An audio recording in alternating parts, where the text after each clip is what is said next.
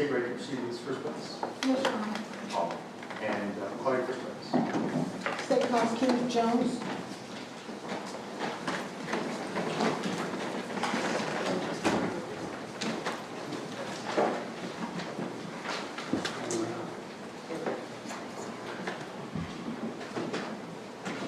That's Caleb Jones. Kenneth.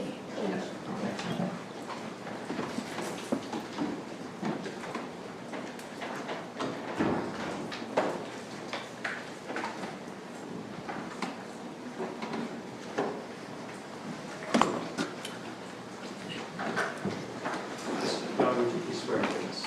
Yes. Just as soon as you're ready. Great. Sir, please raise your right hand. You swear affirm the testimony you're about to give to be the truth and the whole truth, so help you God. Thank you. You can lower your hand. I'm going to stand over here. Can you please spell your first and last name, sir? It's Kenneth Jones, Kenneth Jones. And sir, are you currently employed? No, I'm retired And how long have you been retired? since 2016. And what did you do prior to retirement? I was a firefighter, EMT with Henry County. And how long were you a firefighter and EMT within the county? Around 29 years.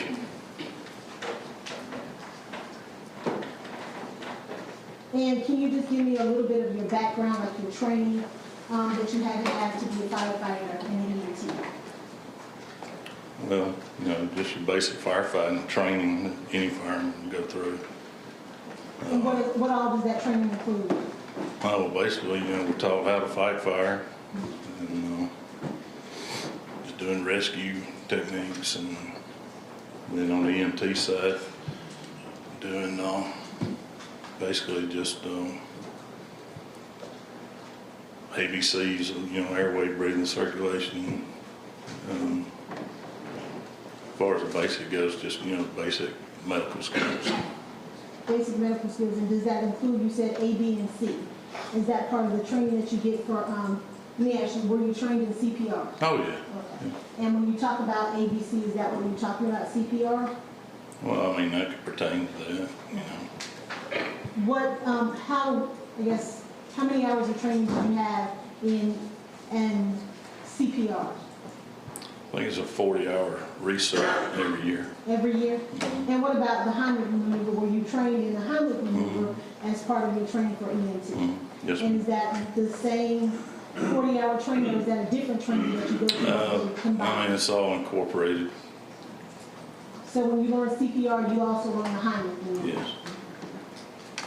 And over the course of your career, how many occasions have you had to administer CPR or the Heimlich maneuver? God, I don't know. A lot. But over 100 would be fair. Oh, no, I'd say probably 25, 30 times. Any of those times involve having to perform CPR or Heimlich on a child? Now, I'm talking about CPR. CPR, okay, I'm Yeah. sorry. I'll kind of Talking about the Heimlich, maybe 2 or 3 times, maybe. 2 or 3 times with the Heimlich. So I'm going to back up on the CPR side. Out of those 25 times, how many times did that involve a child?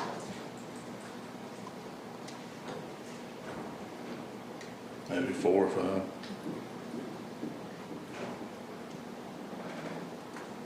And do you recall the situations that caused you to have to perform CPR on the children on those 4 or 5 occasions? I mean, like what caused it, what happened to them? Yeah. It could be anything from an automobile accident to some kind of trauma from, it's really hard to say. I can't remember. Any, in the Heimlich maneuver, you said about 2 to 3 times? Mm-hmm. About how many times did that involve a child? Maybe 1. And on that one occasion, were you able to, what are you trying to, Clear the airway. What are you trying to achieve when you perform the Heimlich maneuver? Just clear the airway. Okay. And were you able to clear the airway on that one time that you performed as a child? Well, I really don't think there was anything there, but we still had to, go through the motion of doing And what was the result of that particular child? Did they have to go to the hospital? Did they survive the incident? it.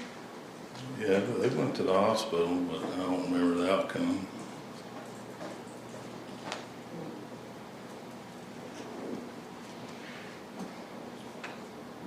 And throughout, I believe, your 20-plus years as an EMT and firefighter, did you work a certain shift at all, or did it just vary? It was 24 on, 48 off.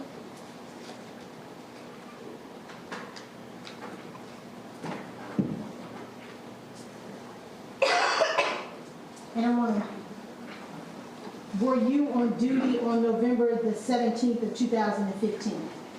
Yes, ma'am. And do you recall what hours you were working on that particular day? Or How was it many? all 24 hours? It's 24 hours shift. At some point in time, did you get a call to the location of 1521 Lincoln Terrace? Yes, ma'am. Do you recall what time that call came in? It was in the evening.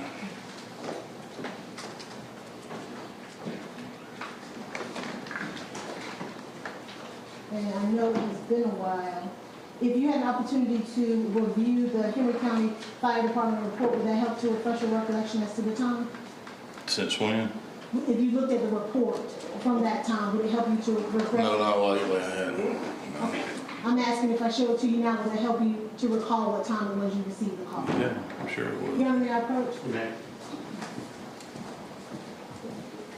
Just look at that and tell me that if you recall it.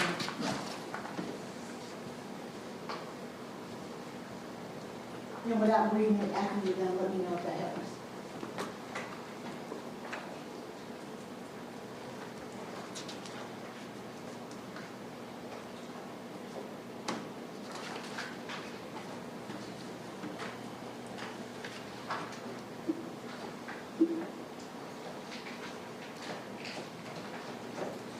Yeah, it's around 6 o'clock, so that sounds about right. Thank you, sir. And what was the nature of that call? It was a person choking, I believe. Did you know the age of the person at that time that the call came in? Yeah, I believe they said it was 2 years old. Yeah. And what do you do in preparation to go out to that call? If any? I mean, once we get dispatched, we get in the truck, we go to the call, and on the way over there, we're thinking, well, what are we gonna need? And basically, we're on an engine, so we don't have everything that the ambulance has. So we've got a med bag, an AED, which is a defibrillator, and oxygen, and that's what we went into the house with. And when you arrived to the house, do you recall how long it took you to get there? To the call? Yes. Well, it's on the report right there. It shouldn't have took more than 5, 7 minutes, 8 minutes maybe. And when you arrived to that location, what do you do? First of all, let me ask you, are you alone or are you with anybody else? No, me and my lieutenant. There's just 2 of us on the engine. And what's the lieutenant's name? Brian Gibson. And are you the driver or is Lieutenant Gibson the driver? No, I'm the driver. And you pull up to 1521 Lincoln Terrace, Mhm. and what do you do at that point? Basically, come off the truck with our gear, let them know we're on the scene, and approach a house and find the patient. And when you say let them know, are you talking about like radio? On the back radio, to yeah. Dispatch, okay. Mhm. And when you arrive to the house, is the door open or closed?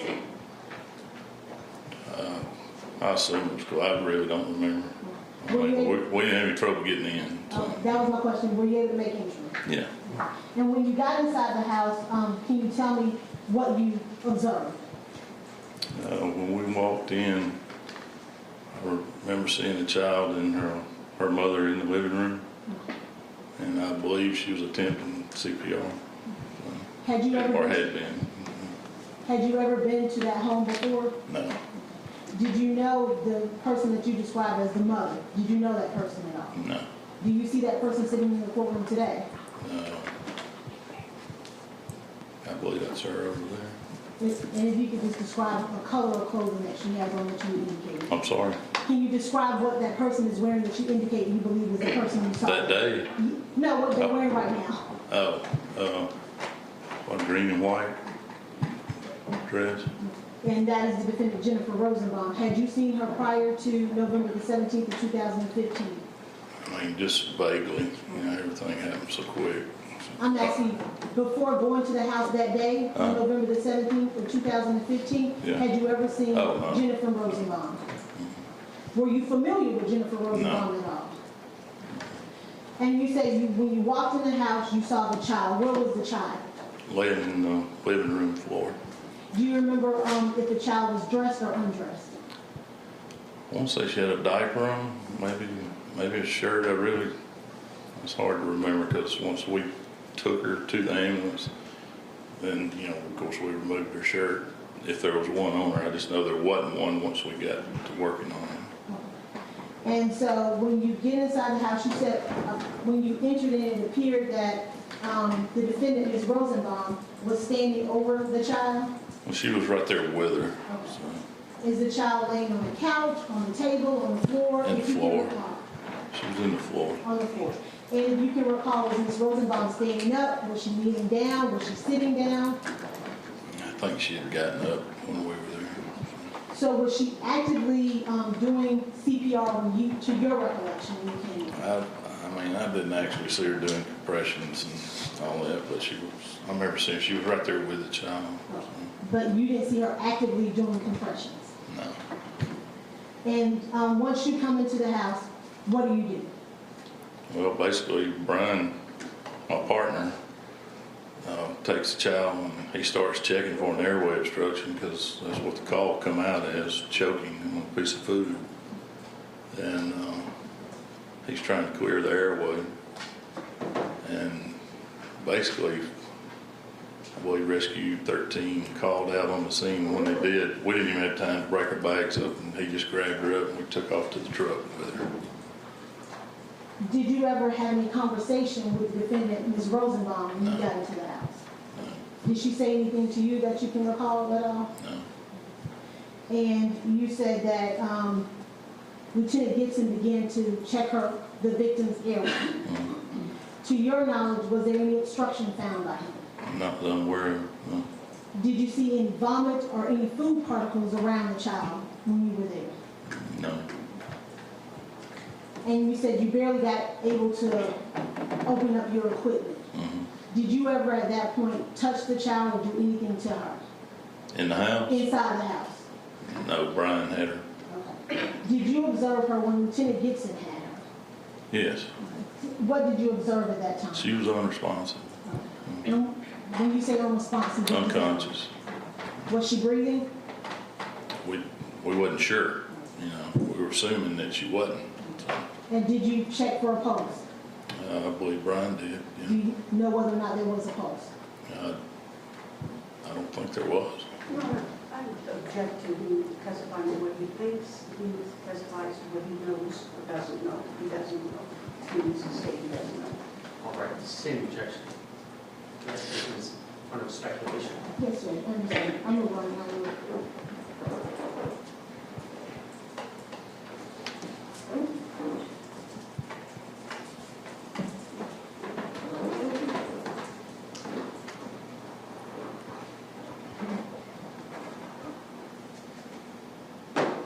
How long were you inside the house once you arrived? Let me back up.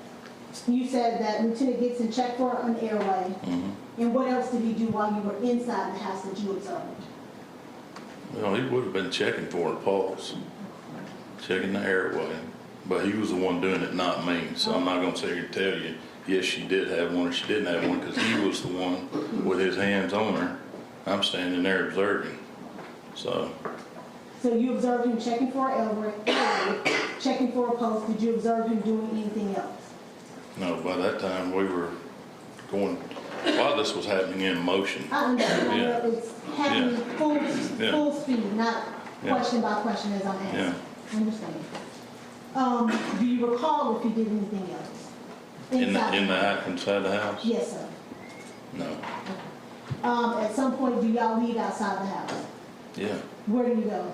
we're going straight out the front door, going to the ambulance. And what happens when you get inside the ambulance? Well, we put her on the stretcher, and the paramedics on the ambulance is there, and his partner, which is basically the same qualified as I am, and we just start I start compressions on her, doing CPR, and I believe Brian or either Scott, the other paramedic, were getting ready to get the airway intubated. He believes that's what happened. Again, that's speculation. He believes that's what was happening. Response? I would just ask you, whatever you recall, if you don't recall Yeah. something, if you can say you don't know Okay. that, that's fine. Don't want you to speculate again. Well, one of the two guys were getting an airway established on the child, and I was doing compressions. And when you say you were doing compressions, what area of the body are you doing compressions on? In the chest area, Okay. between the nipple line, in between the nipple to nipple. And are you using one hand, both hands? What are you using to do your compressions with? I'm using one hand. And with CPR, is it just compressions that you do? Tell me how CPR works. Well, we're doing compressions. It's on a child. It's like 30 compressions to 2 breaths. So I'm doing compressions on them. They're breathing her. And you said they're breathing her. Who's breathing her? I don't remember if it was Scott or Brian. One of them was there giving her oxygen, giving her breaths. At no point did you have to do the breaths? No, like I said, I was just doing compressions And about how long did you do compressions? all the way to the hospital. During the time that you were in the ambulance, did you have an opportunity to observe anything else about the child? Well, I mean, she was in full view of me. So, What yeah, I did you mean, observe at that time? well, I mean, she had bruises on her. That was probably the main thing that stood out. Do you recall where you observed those bruises? Yeah, there were some down around her diaper, top of her diaper line, on her wrist, her arms, legs. Anywhere else did you see any bruises on her? Yeah, they were on her back too. During the time that you were in the ambulance and you were applying compressions, to your knowledge, does this child ever vomit or any food or any obstruction come out of her throat? I didn't see it.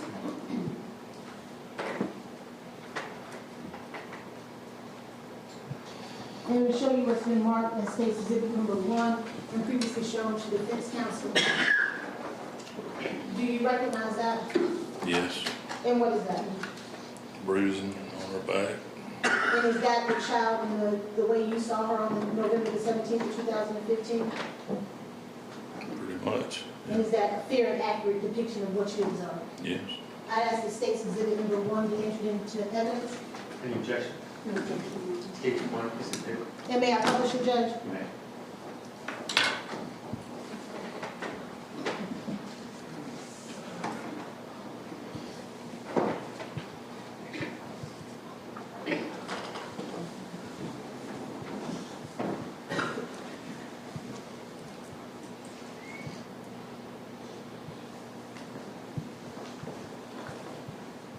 And you may have to turn around, Mr. Jones.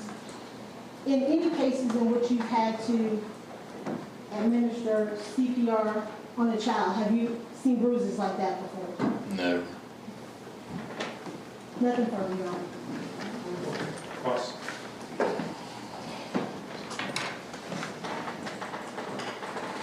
Mr. Jones, did you check the drains of the kitchen drains? Did I check the drains? Yes. No, I'm not a plumber. You didn't check the floor either, did you? What area? The area in the kitchen area. No. And you testified here today that you did not see her doing compressions, that she had gotten up by the time you had gotten there. Well, I just remember my partner saying that, I believe he said she told him that she was doing compressions, but she was there by the child. Isn't it true, Mr. Jones, that you wrote a statement about this case? Mm-hmm. Isn't that true? I believe, yeah, I sent one in. And isn't it true in your statement, you said you saw the mother over the child performing CPR? Yeah, That's what you said back in November of 2015. okay. Is that correct? If that's what I wrote down, that's what I said. By your approach, Your Honor. You may.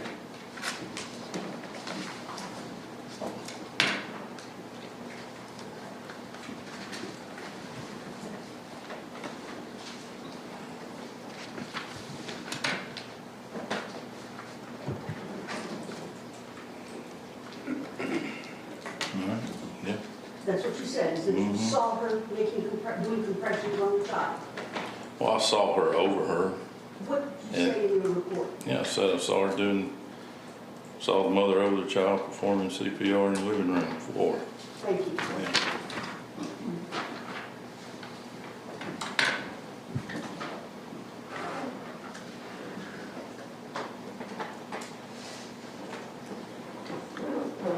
That's all I have.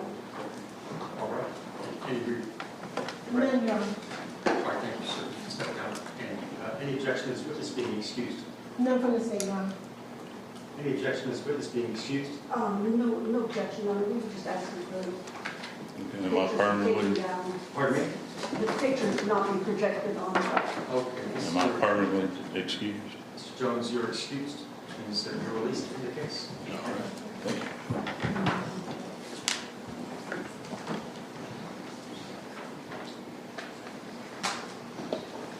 The state will call this next witness.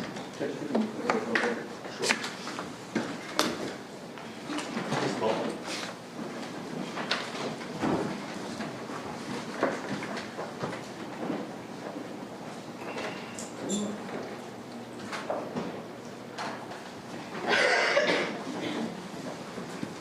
Okay, ladies and gentlemen, I've been informed that the next witness is fairly lengthy. And so what we're going to do now is take our afternoon break, and we're going to come back at 25 minutes to 4 o'clock.